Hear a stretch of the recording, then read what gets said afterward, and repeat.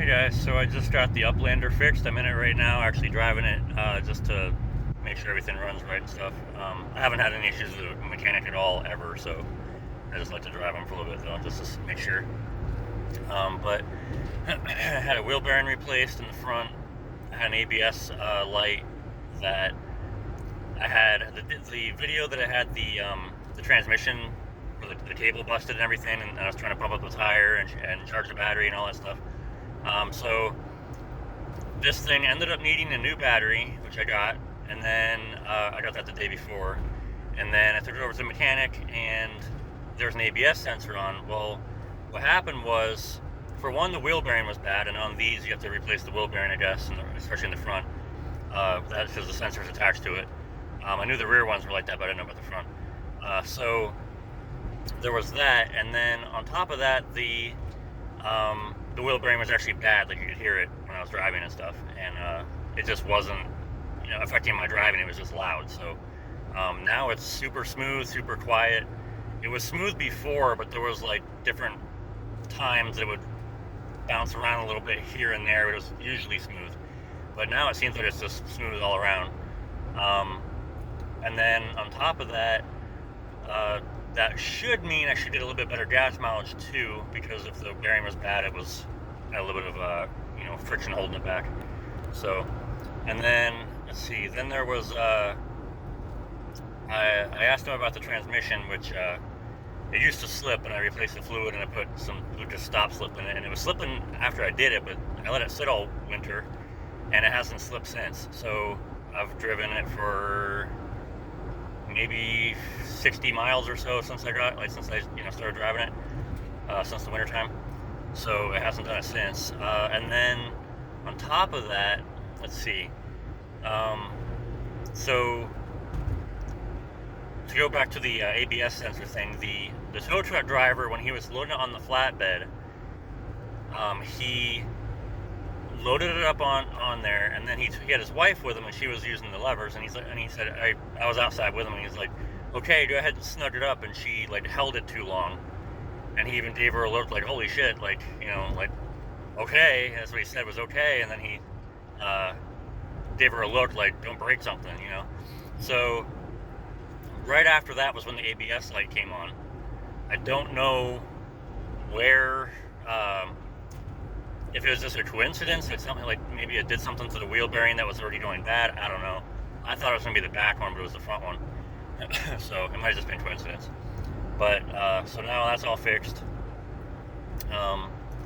Either way, I mean, whatever.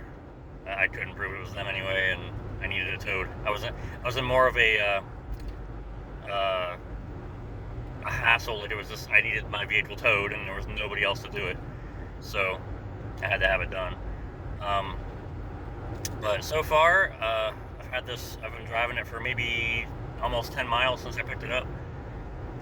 I took it in for the air conditioning to get fixed, and he said the parts are 2 weeks out or so, he couldn't do it. And he also, because, the lines were the ones that were 2 weeks out. I can't remember. The lines are not the compressor, the condenser. So the condenser was 2 weeks out, not the lines. But he was saying that in order to replace the condenser, you have to take the lines off anyway, or other way around. So you might as well do both. And he said, plus, I also knew it was already leaking pretty good. So, so there's that. And then, so he was like, so if you get that done, and hopefully that'll fix it. But if it doesn't, then it's the compressor, and then the compressor will be a little bit more money. So I could spend anywhere from a couple $100 to about $1,000 getting the air conditioning replaced, fixed, and replaced also. But with the job that I'm doing, I'm pressure washing houses during the summertime, and last year I was dying because I didn't have any way to cool off except for like spraying myself with the customer's water, which I will do, but I don't feel comfortable doing it with the customer there, and every single one of them the customer was there. So normally you just spray the water up in the air and let it fall on you, and it's it's super cold, so it feels really good. But I didn't have any way, like if I took a break, I had nothing. I didn't have anything that was like, I could have anything cool to sit in while I was drinking or eating or something, anything like that. The only thing I even had was I have a cooler in the back of my van so I can have like waters and stuff. But I wasn't putting ice in it. Like I was literally just buying them from like a convenience store, and they were cold then, and then they were cold for like 4 hours or so. Then after that they kind of got to like room temperature. So it wasn't really that great. I'm gonna have to get ice or something this time, but we'll see. Anyway, so van's all fixed except for the air conditioning. I can put my ladder and stuff back on it and get my equipment back in here. Well, maybe not, because I have to take it in like 2 more weeks to get the air conditioning fixed, so it doesn't matter. And with my business, I'm changing the name of it, so I actually am letting the old one die off, and I started a new one, so it's actually easier. So I'm going to do that. So I was ripping the decals off. So right now I'm driving it with like half the decals on it and half of them off. It just has nothing to do with my business. It just has my phone number and stuff. So, which will still be the same, so it won't matter. So I'm just waiting on the state to approve the fictitious name registration, which has been a little over a week. And when I did it 2 years ago, which there wasn't any COVID going on, it only took like 4 days.